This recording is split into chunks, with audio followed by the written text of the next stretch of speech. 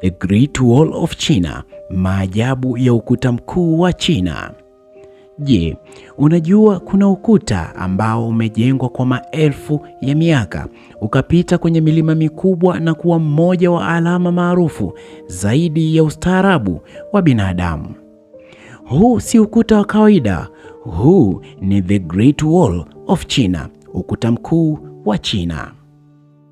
Ukuta huu ulijengwa na kupanuliwa katika vipindi tofauti vya historia ya China, hasa kwa lengo la kulinda maeneo ya China dhidi ya mashambulizi kutoka upande wa kaskazini. Na jambo la kushangaza zaidi ni kwamba The Great Wall si ukuta mmoja tu. Ni mfumo mkubwa wa kuta, minara ya ulinzi na ngome uliojengwa katika maeneo mbalimbali. Ukijumuisha matawi na sehemu mbalimbali za mfumo huo, urefu wake unafikia zaidi ya kilomita 20,000. Lakini si urefu pekee unaoshangaza. Sehemu kubwa ya ukuta ilijengwa juu ya milima mikali, ambapo kusafirisha vifaa na kujenga ilikuwa kazi kubwa sana kwa teknolojia ya wakati huo.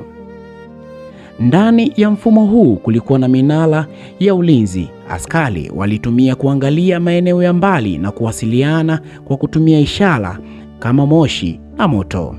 Hivyo, ukuta haukuwa tu kizuizi cha maadui, ulikuwa pia mfumo wa mawasiliano na ulinzi. Na kuna jambo moja ambalo watu wengi hawalijui. Kuna imani maarufu kwamba The Great Wall of China inaweza kuonekana kutoka mwezini kwa macho tu, lakini ukweli ni kwamba hilo si kweli. Ni moja ya hadithi zilizozunguka kuhusu ukuta huu kwa miaka mingi sana. Leo The Great Wall of China imesalia kuwa ushahidi wa nguvu ya uhandisi wa zamani, historia ndefu ya China na juhudi kubwa za binadamu katika kujenga kitu ambacho kimeendelea kusimama kwa karne nyingi.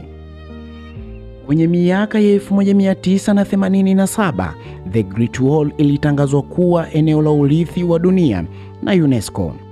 Kutoka kwenye milima mikali hadi kwenye minara yake ya zamani, The Great Wall of China inatukumbusha jambo moja tu: baadhi ya kazi za binadamu zinaweza kuishi muda mrefu kuliko vizazi vilivyovijenga.